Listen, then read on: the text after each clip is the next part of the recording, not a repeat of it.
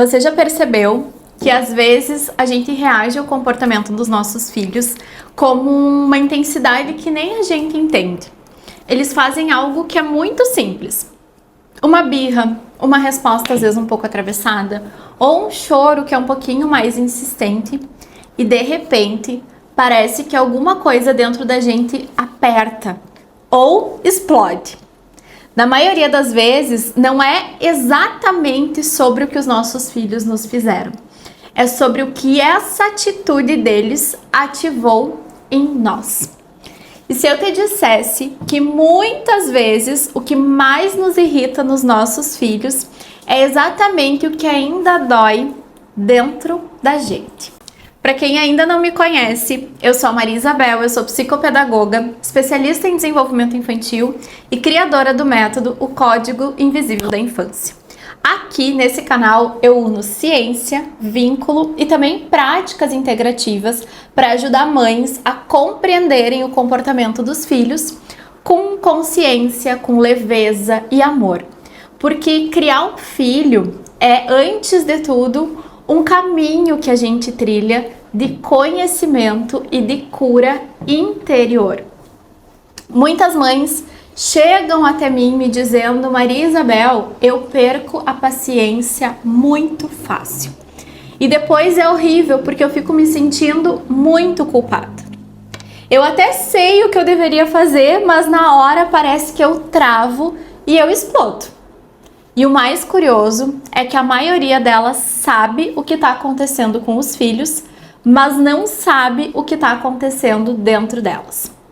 E a verdade é que a maternidade ela nos ativa feridas que são muito mais profundas. Aquelas feridas de rejeição, de desamparo, de não se sentir ouvida, de não se sentir vista e também muitas vezes de não ter se sentido cuidada lá na nossa infância.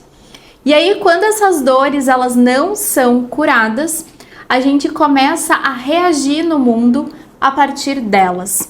A gente acha que a gente está reagindo àquele comportamento da criança, mas na verdade a gente está reagindo à nossa própria história. Um dos maiores estudiosos sobre trauma, ele nos diz que o trauma não é o que aconteceu. O trauma é o que aconteceu dentro da gente por causa do que aconteceu.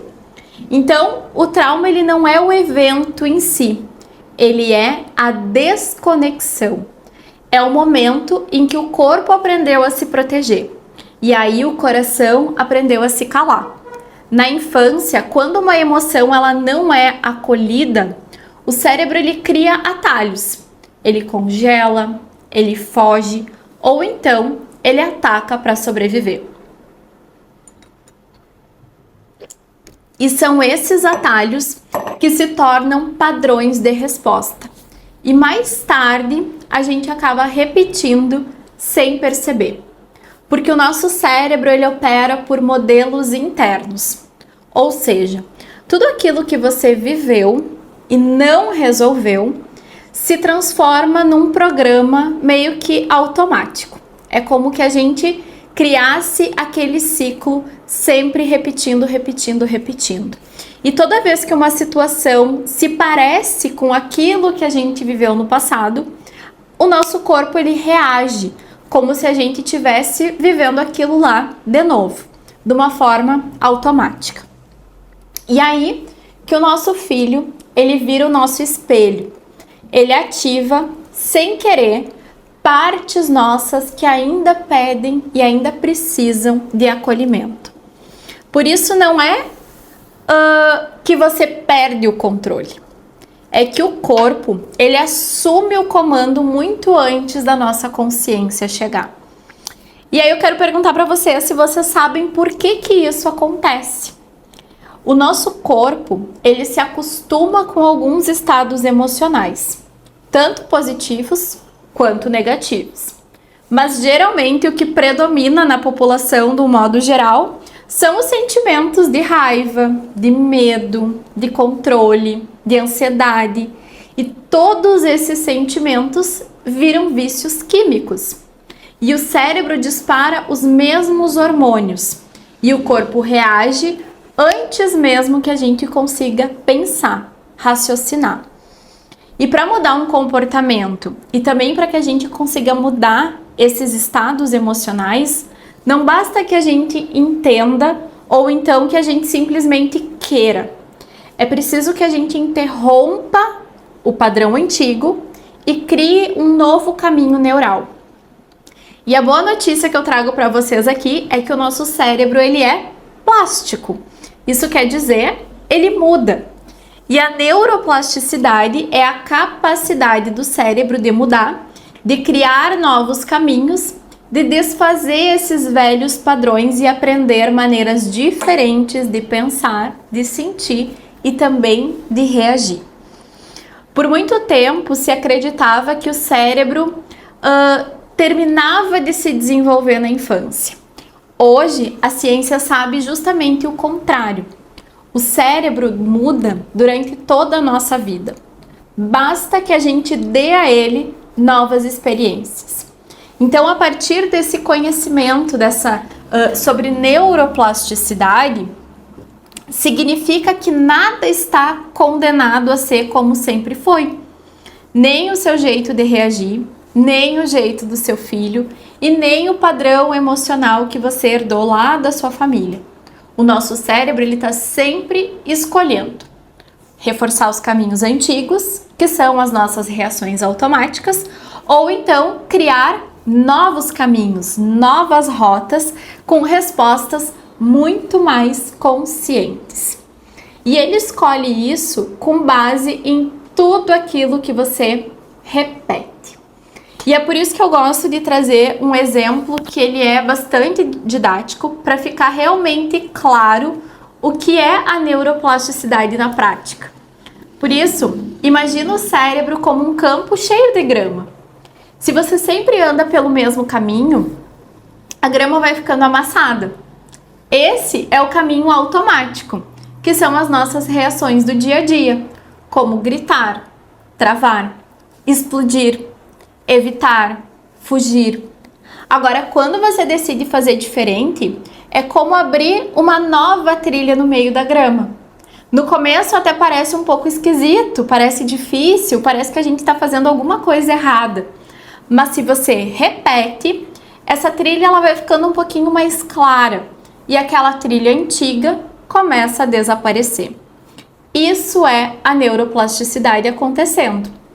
Por isso, cada vez que você respira antes de reagir, escolhe acolher antes de gritar, ou você responde com presença, ao invés de simplesmente responder a partir daquele padrão extremamente automático, você está criando novas conexões.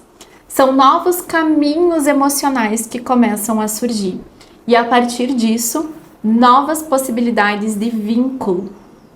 E isso ensina o nosso filho algo que é essencial, que ele pode sentir sem machucar, que ele pode errar sem ser punido e principalmente que ele pode existir nesse mundo sem sentir medo. A neuroplasticidade é a base biológica dessa cura emocional. A neuroplasticidade é justamente o processo que dá ao nosso cérebro uma nova chance de responder sem que a gente precise reviver aquele trauma. Você se torna quem você repete ser. Agora pensa numa mãe de uma criança, uma mãe que quando criança cresceu ouvindo: engole esse choro, para de chorar, isso é drama. Ai, não exagera porque não foi nada. Ou então ainda levava uma chapuletada porque estava chorando. Agora, essa mãe, quando ela cresce, ela tem um filho. E esse filho, ele chora por absolutamente tudo. E o som desse choro ativa nela uma memória muito antiga. A mesma sensação de impotência que ela tinha quando ela era criança. E antes que ela perceba, sai para de chorar, não é para tanto. Mas o que ela realmente queria dizer naquele momento é: eu não sei o que fazer com esse choro, porque ninguém soube o que fazer com o meu quando eu era pequeno. E é aqui que a consciência realmente transforma. Quando a mãe percebe que esse comportamento do filho é um convite para que ela possa curar nela mesma o que ainda dói. E antes da gente finalizar essa aula, eu quero te trazer um exercício prático que é muito simples e que vocês podem aplicar aí no dia a dia de vocês e já interromper esse ciclo automático e reprogramar as respostas emocionais. Primeiro passo, eu vou entregar para vocês um passo a passo simples, porque o primeiro passo é perceber o gatilho. Então, quando sentir raiva, quando sentir frustração ou impaciência, pare, reconheça que isso é só o corpo reagindo a algo muito antigo. O segundo passo é respirar conscientemente. 3 respirações profundas e já ativa o nosso sistema parasimpático, que é o que devolve o cérebro ao estado de presença. O terceiro passo é trazer o nosso corpo para o agora. Então, sinta os pés no chão, observe o ar entrando e saindo. E aí você pode dizer mentalmente para você mesma: eu estou aqui, é seguro sentir. O passo número 4, observe sem julgamentos e se pergunte: o que essa situação está me mostrando sobre mim mesmo? O passo número 5 é agir com consciência. Responda o seu filho a partir de um adulto presente e não daquela tua criança ferida. E você pode dizer para ele, por exemplo: olha, eu tô ficando muito nervosa, então eu vou respirar, eu vou me acalmar e depois a gente conversa. E número 6, reforce essa nova escolha. Porque toda vez que você interrompe um padrão, o cérebro grava esse novo caminho neural. Isso é neuroplasticidade, a gente já falou aqui sobre isso. E é assim que esse padrão se transforma em sabedoria. A gente aprende a curar para não repetir. A maternidade, ela se torna um espelho. Ela não mostra o que está errado no nosso filho. Ela revela aquilo que ainda precisa de amor dentro de nós.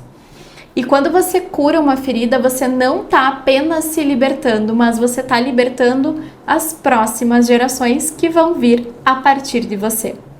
Tudo aquilo que não é curado em nós é transmitido. Mas quando a cura acontece, ela também é transmitida. Então, a gente pode escolher.